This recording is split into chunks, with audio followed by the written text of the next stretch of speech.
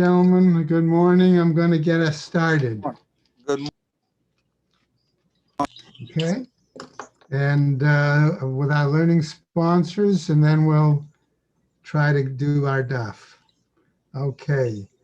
Today, learning sponsors, a year of learning in memory of Malka Perlman and Philip Mann, and Yisrael David by Sue and Arnie Garlick, as well as Yisrael David ben Arav Tzvi Hirsch, Beryl ben Arav Tzvi Hirsch, Yosef Meir ben Arav Tzvi Hirsch, Henya Rivka Perel Rosna bas Arav Tzvi Hirsch, and family murdered in the Holocaust. Arav Tzvi Hirsch ben Shlomo Yaakov, Sarah bat Ephraim, Yisrael David ben Arav Tzvi Hirsch, Ephraim ben Arav Tzvi Hirsch, Adia bas Arav Tzvi Hirsch, Miriam bas Arav Tzvi Hirsch, Pesel bas Arav Tzvi Hirsch, Shalom ben Arav Tzvi Hirsch, Shlomo Yaakov ben Arav Tzvi Hirsch, Shmuel ben Harav Tzvi Hirsch, Shahasher, her children and grandchildren, in memory of her uncle, founding member of BRS, Dr. Israel Brook, Yisrael ben Arav Akiva, Marsha Federbush and family, in memory of her husband, Dr. Uriel Pearl Federbush, Uriel Pinchas ben Arav Shimon, Sharon and Fred Lisker, their family and many friends, in memory of her dear mom, Harriet Friedman, Edelbas Yaakov, Leslie and Gail Kaplan, in memory of their parents, Harry and Marjorie Sedal, Irving and Pearl Kaplan, friends of Avi Gitler, Avram Meir ben Shimon, and Martha Gitler, Charna bas Yeshaya, friends of Toby Paris, Saratoga bat Yisrael Dove, friends of Malka Levi, Malka bat Yosef, friends of Joe Wolf, Yosef ben Chaim, the many friends of Dr. Marvin Blush, Moshe Shalom ben Yitzchak Halevi. Have a month of learning by Carol and Josh Sanborn, in memory of her mother Yita bat Nachman ben Yamin, by Mel and Haran Haller, in memory of his brother Yaakov ben Avraham, by Jill and Perry Meltzer, in memory of his father David ben Fishel Halevi, and her mother Belia bas Avraham. Also a month of learning by Stephanie and Fred Mortman, for the refuah shlema of her daughter Mazal bat Sarah Malka. Shabbos, we had a day of learning by Pauline Feldman, in memory of her mother-in-law Vitu Bas David, and today Phil and Gail White, a day of learning in memory of his mother, Minna Bat Pinchas Michal. May the Shamas have an aliyah, Krank Rafia, Velti Yeshira Shem Watzliah, and L'chol B'nai Yisrael a good Geben Shtiar. Okay, just a very quick intro. Remember we said that the Perek was going to focus primarily on the goat that gets sent away, right? And so that is the discussion that we find as we look at the top of 63a. Okay, the whole discussion focuses on, okay, what happens if this goat gets is it required to be slaughtered inside the precinct of the Beis HaMikdash? What happens if it gets slaughtered outside? Okay, do we consider it like a korban, or do we not consider it like a korban? Okay, so those are the kinds of items that are apply to this situation. Right? So on the bottom of the previous Amud, we had a long discussion that Rav Chisda had said, Ein mechusas zman lavo bayom. Okay, that the offering is not considered to be lacking time if brought on that day. Now, what happens? Ravina then responded to that, right? Hashta damar Rav Chisda mechusa hagrala ki mechusa ma'aseh dami. That doing an animal without the lottery was the same thing as doing any activity. Hada amar Rav Yehuda Amar Shmuel, okay, as said by Rav Yehuda in the name of Shmuel, Shlamim sheshachatan kodem sheniftechu delatot ha'hechal, with the example of peace offerings that was slaughtered before they opened the gates of the Beis HaMikdash, psulim, they are not considered valid. Why? Shneamar, Mishchato Petach Ohel Moed, implying it's slaughtered at the entrance of the tent of meeting. Bisman Shehu Patuach, V'lo b'zman shehu na'ul. At the time the Beis Hamikdash or the sanctuary is open, not while it's still closed. So we now get to our daf. Shchatam b'chutz kodem sheniftechu l'dalatot ha'echal. What happens, based on Rav Chisda's statement, if they slaughtered the animal? This is again a peace offering, shlomim, and okay, what happens if they slaughtered it before the gates were open? According to this statement, patur, he's exempt. My tama, what's the reasoning? Mechusa p'ticha ki mechusa maaseh dami, because we said that without the opening, it's like no act was committed, and so therefore the person would be patur. Okay, for patur from the issue of slaughtering outside of the Beis Hamikdash. Okay, so the Gemara asks, right? Umi eat le Rav Chisda ho'il. So suddenly from the Gemara asks, are we then to assume that the Rav Chisda holds from the concept of ho'il, namely something in the future could come about to influence the current halachic status of the item? Okay, namely, is that the case? That does Rav Chisda think that that's possible? V'ha'amar Rav Chisda, but wasn't Rav Chisda himself who said, Pesach sheshchato b'chutz b'shar yemot hashana, okay, that a korban Pesach that was slaughtered the rest of the year outside of the Beis Hamikdash, what happens? Lishmo, if it's done for its intended purpose, patur, then the person is exempt, right? Why? Because if it was slaughtered before the gates were open, right, it's not fit to be offered in the Beis Hamikdash. It's not fit to be used as a korban Pesach. Shelo lishmo, but if it was a korban Pesach, ordinarily, okay, done, would be as shlomim, and therefore that ought to have been done inside the Beis Hamikdash, and therefore that person would be chayiv. So Gemara picks up, Tama, what's the reasoning? D'shelo lishmo, hastama, when it's not done for the purpose, in other words, its intended purpose as a korban Pesach, then it's being done for its in general, right? Without being specific. Lishmohu, but if it's done as a korban Pesach, okay, and therefore it should have been done in the inside, and therefore it's not a valid slaughter whatsoever, patur, then be exempt. Alexa, stop. Yeah. What? Okay. Va'amai, and why is that the case? Asks the Gemara. Lema ho'il v'ra'ui shelo lishmo b'fnim. Why? Because we might have said, since it's not going to be considered fit to be sacrificed inside the temple precinct for its own sake, okay, and therefore as a peace offering, it should be considered as though he slaughtered it as a peace offering outside of the Beis Hamikdash, and therefore be considered chayav, liable. Now, Hachi Hashta, asks the Gemara, what kind of a comparison is this? By Akira, okay? Aren't we saying that if this is the case, that Korban Pesach needs to be uprooted, needs to be removed from its status of as a Korban Pesach if it's not Lishmo. Hai la Bae Akira. And in that case, we're not saying it's being uprooted or changed, because it could still be a valid shlomim. Okay? Therefore, what happens? Rabba bar Shimi matne laho b'de Rabba. And we have a statement that tells us that Rabba bar Shimi taught these halachas according to the view of Rabba.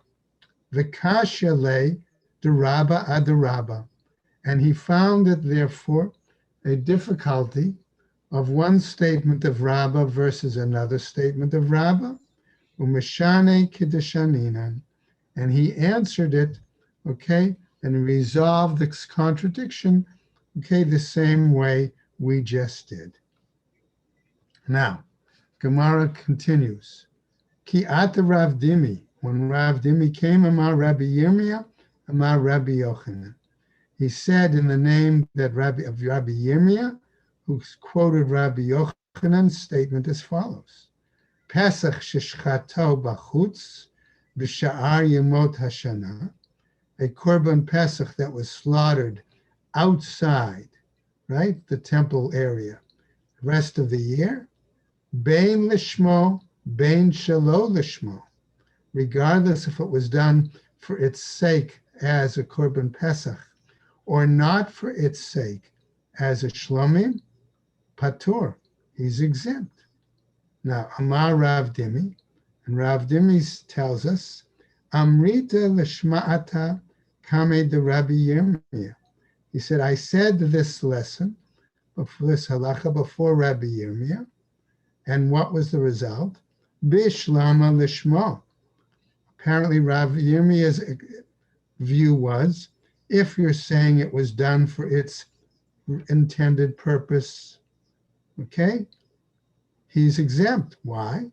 Dahat lo chazile, because it's not then fit, since it was slaughtered outside the temple, it's not fit to be brought as a korban pesach, right? Ela shelo lishmo, but if it is done not for its sake, namely done therefore as a shlomim, amai, why should the person be considered patur? Ha chazi shelo lishmo bifnim. Here we see, right, that it should, if it's not slaughtered for its sake as a korban pesach, and it's slaughtered therefore as a shlomim, that should be done inside the area of the temple. Isn't that the case? So the Gemara goes on and tells us, Va'amarli. Okay, and Rabbi Yirmiyah now responded to him, Akirat chutz lav shma akira, namely that in uprooting the status of the offering outside the temple is not considered actual an uprooting. Now what happened? Tells us the following. The Gemara tells us the following. Ki ata Ravin amar Rabbi Yirmiyah amar Rabbi Yochanan. When Ravin came from Eretz Yisrael to Bavel, okay, again, he cited another version of what Rabbi Yirmiyah said in the name of Rabbi Yochanan. Pesach sheshchato b'chutz b'sha'ar yemot hashana, a korban Pesach that was slaughtered outside the temple during the rest of the year, bein lishmo, bein shelo lishmo, regardless if it was done for its sake or not for its sake. How would that happen, Rabbi Green? How could you slaughter a Pesach the rest of the year? In other words, he takes the lamb, okay? Right. And maybe he thought he was going to be bringing a shlomim. Right. Okay? But he happened to bring it on the 11th of Nisan. Okay. Okay? And he slaughtered it, right?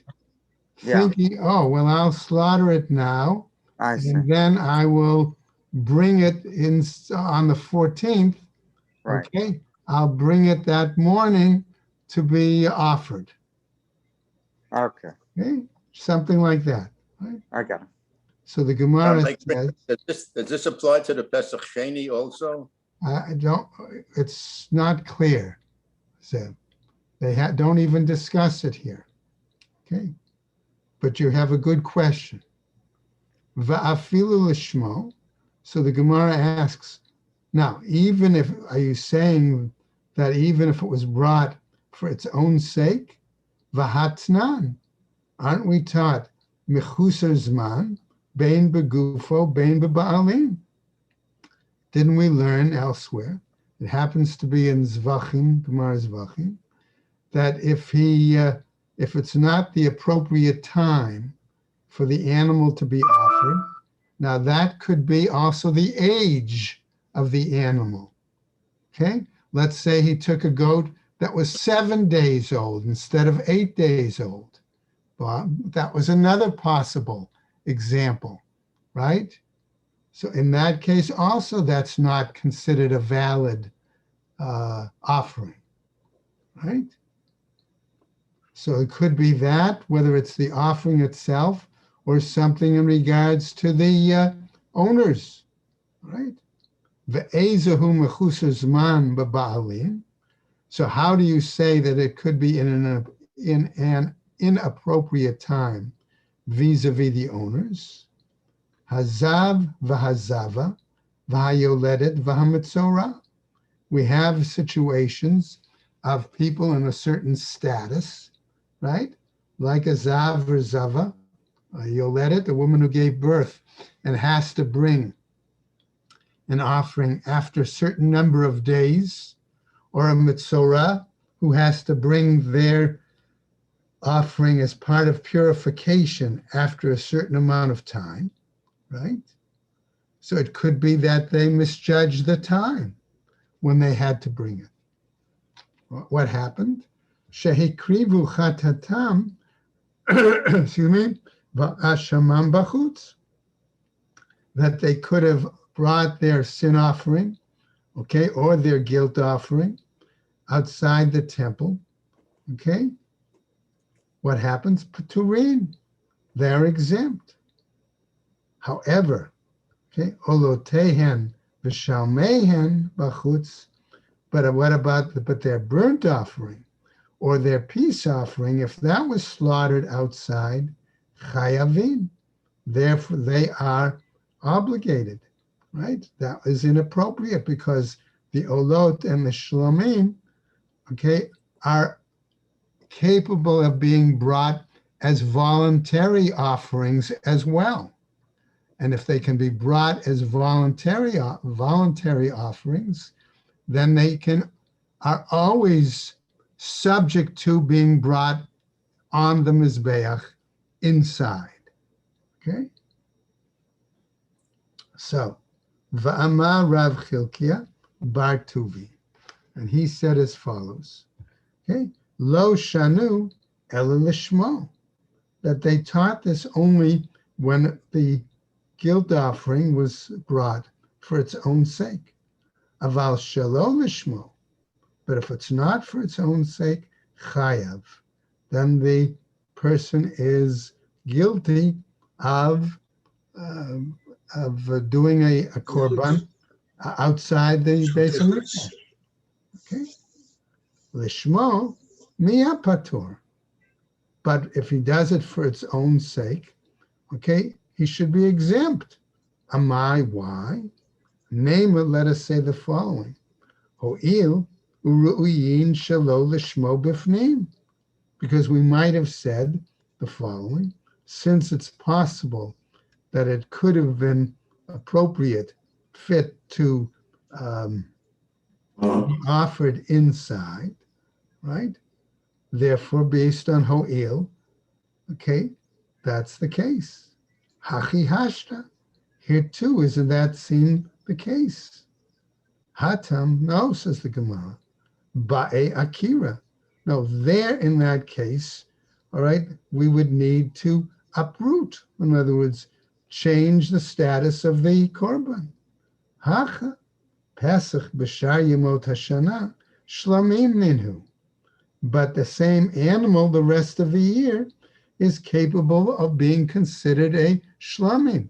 And as we said, shlamim can be brought as voluntary offerings and therefore always need to be brought on the Mizbeach inside. Now, Rav Ashi Matne. Rav Ashi taught as follows. Chayev. Okay. Why? Kida Amrinan. As we've said, okay, that the Korban Pesach slaughtered outside the rest of the year, okay, and if it's not for its own sake, okay, well, the person is chayav, right? Rav Yirmiyah, midiftei matne patur. And Rav Yirmiyah of Difti said the person was exempt. Why is that the case? Kasavar, because he seems to be of the opinion, Pesach b'shar yemot hashana ba'e akira, that a korban, an animal brought as a korban Pesach, the rest of the year, okay, can you hold on a second, please?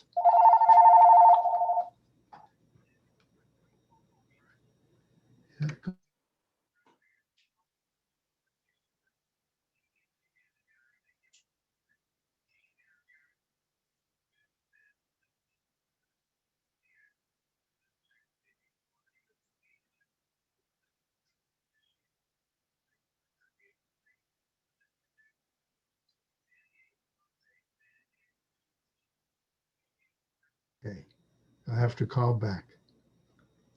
Okay, so he said that what's his answer? Pesach b'shar yemot hashana ba'e akira, that a korban Pesach, the rest of the year, okay, what happens? It needs akira, it needs an uprooting. In other words, it needs changing from its earlier status, its designation. Upliga derav chilkia bar tuvi. And this is in disagreement with what we saw Rav Chilkia bar Tuvi say, who said that an uprooting outside the temple, okay, is still a valid uprooting. Okay, we now get to a new piece, right? Back from our Mishnah. Amar Mar, Master said, Mishehigril alehen. Once he has carried out the lottery, Chayav al shel shem upatur al shel azalzel. Okay, in that case, the lottery has been drawn. We've designated one animal for as a sacrifice for Shem, for God, and one for Azalzel. And what happens then if he were to slaughter the Azalzel animal? I'm sorry, what happens if he was to slaughter the animal for Hashem, designated by the lottery outside? What's the situation? Okay, Tanu Rabbanan. We have a Braita that teaches, Ish mi Beit Yisrael, asher yishchat shor o kesef o ez, b'machaneh, o asher yishchat michutz l'machaneh, ve'al petach ohel moed, lo hevi'o lahakriv korban l'Hashem. Okay, a long pasuk, but basically it's saying any man who slaughters a bull, a lamb, a goat in the camp, or who slaughters it outside the camp and has not brought it to the entrance of the tent of meeting, okay, that is, he shed blood and the punishment is karet. So on the next Amud, we see the following. I korban, if this pasuk had simply said korban, right? What happens? Shomea ani afilu kadshe bedek habayit shenikra'u korban. I might have included then even animals that were only brought as for the maintenance of the Beis HaMikdash and not clearly designated as the Mizbeach. Ke'inyan shene'amar. Why? Because we've seen elsewhere, okay, in another pasuk, v'nakrev et korban Hashem, that it refers to bringing an offering for Hashem. Talmud lomar v'el petach ohel moed lo hevio. Thus, the pasuk spells out that it has to be brought clearly to the opening, okay, of the ohel moed.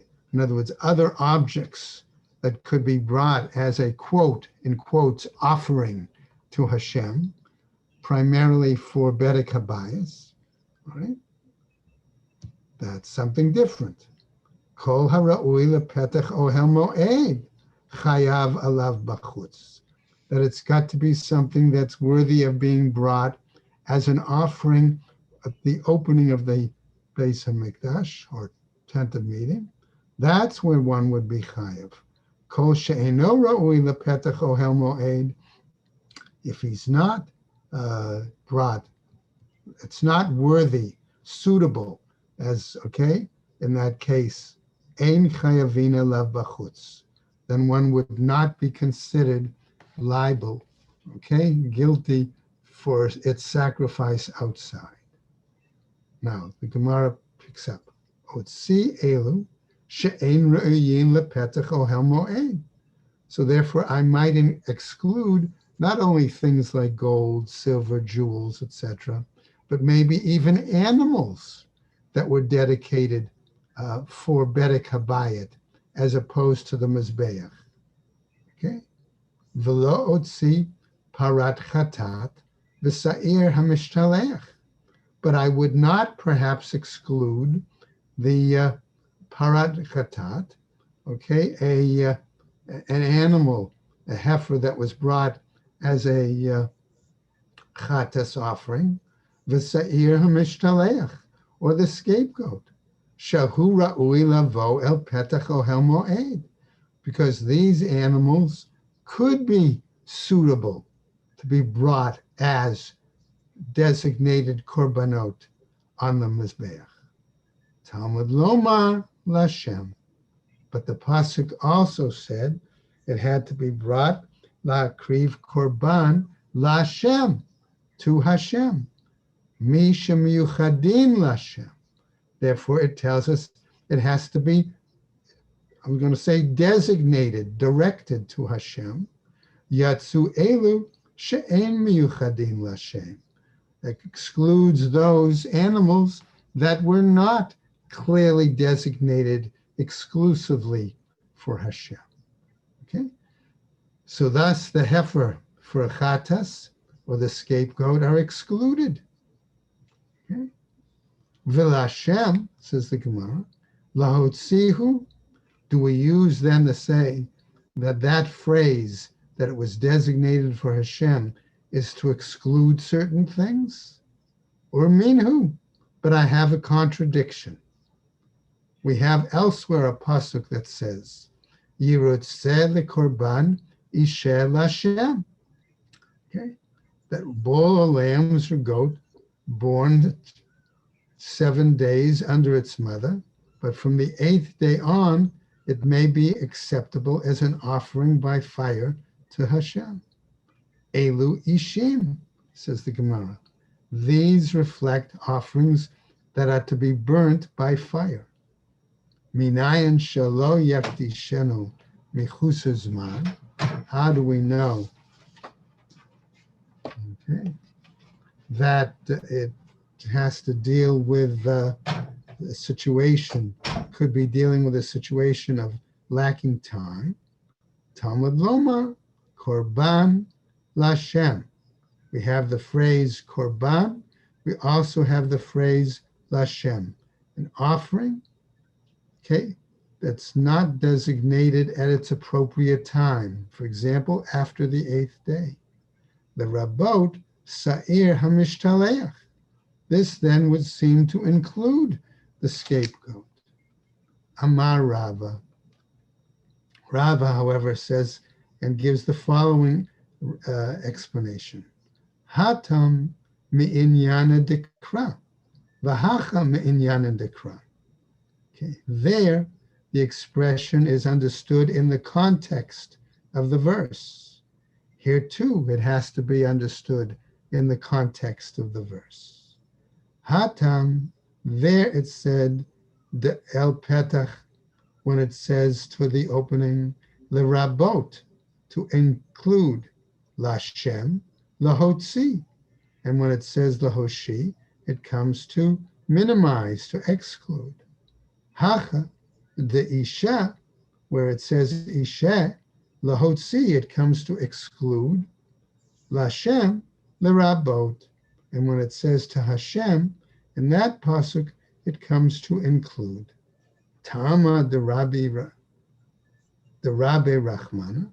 So what's the reasoning that we see that the Torah included it? Ha, lo Rabbi. But here it says he didn't include it. Havamina, I would say as follows. Seir hamishtalech kadosh b'mechusar zman. Okay, that the scapegoat might be considered consecrated even when it is not the appropriate time. Baha, and then here, ein hagoral kovea ela bara'ui lashem, and that therefore the act of the lottery only says that this animal is appropriate, okay, for Hashem, okay, and not that it's designated necessarily for slaughter. Amar Rav Yosef, ha mani, according to whom then is that view? Chanan HaMitzrihi.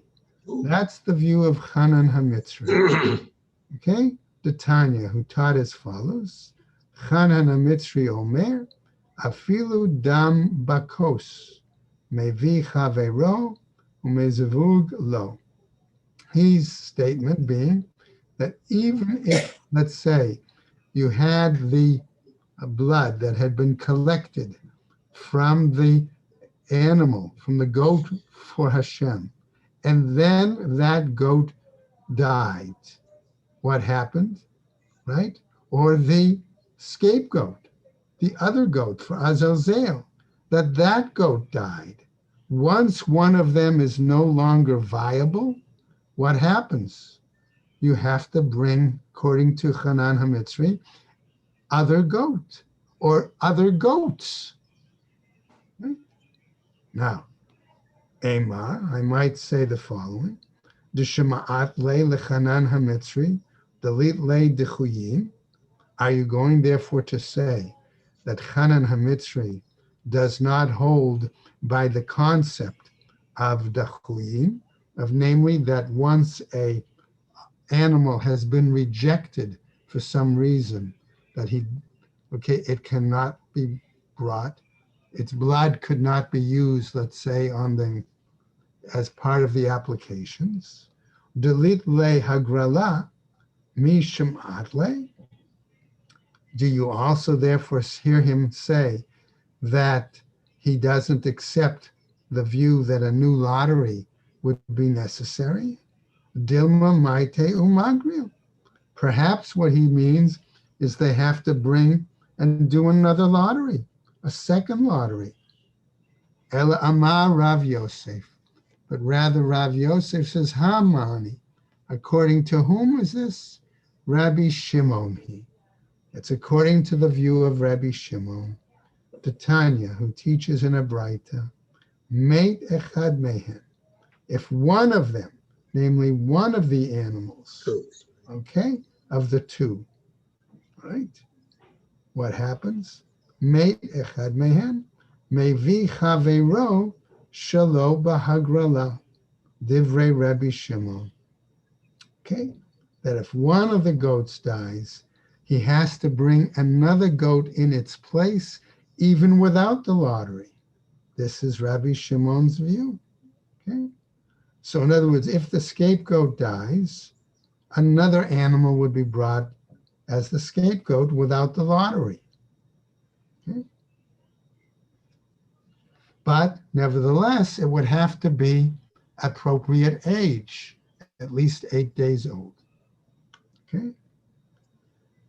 Now, Ravina Amar says the following: Kagon shehumam v'chilalo al echer. Okay, it's possible, says Ravina, to give a different view and a different explanation that would satisfy not only Rabbi Shimon's view, but other viewpoints. Namely, let's say that the animal that was designated the scapegoat after the lottery suddenly developed a mum, right? But that's what happened. And therefore, what did they have to do? right? They had to deconsecrate, so to speak, that animal and bring another in its place. Okay? Then the new animal, the new goat, okay, would not need, okay, it to be done by the lottery. So the Gemara now asks, Umina temra de pasil beimuma, and on what basis do you say, okay, that if this scapegoat after the lottery was discovered to have a blemish, okay, that it would therefore no longer be viable to be used? The Tanya. Why? Because we have a pasuk, a braita really, that we says, V'ishe lo titnu mehem. The braita says the following in full: blind, broken, or maimed, or a growth, or scurvy, scabbed, do not offer to Hashem, nor make an offering by fire of them upon the altar. Elu hachalavim. But doesn't that apply to the chalavim, to the offerings, the parts of the animal, the fats? Okay? They cannot be offered on the mizbeach of a blemished animal. Ainli ela kulan. Okay, but maybe I derive that from all the fats of the animal. Miktsatan minayin. How do we know, okay, that it might imply even some of them? Talmud lomar mehem. They say from them. Now, mizbeach, when we say the altar, zozrikat damim, that applies to the sprinkling of the blood. Lashem, when it says for Hashem, the rabot sa'ir hamishtalech, that must be to include also the scapegoat, right? So therefore, that should tell us that a scapegoat that develops a blemish is not fit for that purpose. V'yitztarich lemichtav ba'almon, and it was necessary, the Gemara says, it should have been necessary to write clearly that a blemished scapegoat is disqualified. V'yitztarich lemichtav mechusar zman. And it's necessary to say that it also could be a situation when the animal is inappropriate timing. Okay, in other words, it's lacking, they're not the right age. De'ikatav rachmana mechusar zman, because if the Torah had only taught in regards to the time problem, mishum delo mate zimne, okay, then because the time has not yet arrived appropriately. Aval ba'al mum, the mate zimne, but an animal that has reached the appropriate age, but might nevertheless still have a blemish, ema lo, I would say maybe no, okay, that animal is not disqualified. Ve'ikatav rachmana ba'al mum, and had the Torah only written about an animal with a blemish, mishum dema'is, because it's disgusting, inappropriate to utilize an animal with a blemish for a divine purpose. Okay, aval mechusar zman delo ma'is, but the fact that an animal might not have reached the appropriate age, that doesn't render it disgusting or inappropriate. Okay. Aim alone. Therefore, too, I might say that the animal is not disqualified. Tzricha. That's why I needed both of them. We'll go over just a little bit onto 64a, right, to finish up this part of the discussion. Rava Amar, this is Rava, is going to give another possible example. Kagon shahayalo chole betoch beito. Let's say that a person had somebody seriously ill in their home. V'shachat imo biyom haKippurim, and he had to slaughter the mother animal on, excuse me, on Yom Kippur to provide food for the seriously ill person. Okay? So don't we have a halacha that says you cannot slaughter a parent animal and the child on the same day, right? V'chi hai gavna mi asir, asks the Gemara. Isn't there in this case a prohibition? It says lo tishchatu, citing the pasuk, whether it be a cow or a ewe, you shall not slaughter it and its young on the same day. Amar Rachmana, vaha lav shchitahi. But maybe you might try to argue that the sending of the scapegoat and pushing it over a cliff is not really considered valid shchita. Ha-amre b'ma'arava. But here, this is what they say in the West, namely in Eretz Yisrael. Nechiyato latzok zohi shchitato. Namely that the method of pushing it off the cliff, so to speak, That's the shchita. that is parallel, I'm going to use the word, to shchita. That's how it is slaughtered. Okay? And that's where we're going to stop. Okay? Rabbi, I have a question for you. Yeah. If the scapegoat becomes lame as it's being let out, what happens at that point? Do they have to go and replace it at that moment or not? Well, that would be considered a mum, correct? And it would appear to me that at that point, based on this, they would have to replace it. Okay? Okay. Yeah. Well, Rabbi Green, usually a lame could be cured. If you wait a while, it would not be lame anymore. So do they wait or not? That I don't know. I wasn't around then, Sam, right? No, it's a good question. I would think that they would have to examine the animal and determine whether it was a temporary mum or a permanent mum. And that would make the difference. Like you say, remember, we've got examples in the Gemara elsewhere that it said if it had some sort of blemish in the eye, they would wait and look at it because that could pass, but others might not. Okay? Erwin, you have a comment? You're familiar with. Yeah, I think the Samish Shalef that the guy who's accompanying this has to carry him. Yeah? Yeah. Okay. Because let's say he doesn't go lame. Let's say all of a sudden it gets stubborn and it doesn't want to walk. Uh-huh. That's his job, is to get that's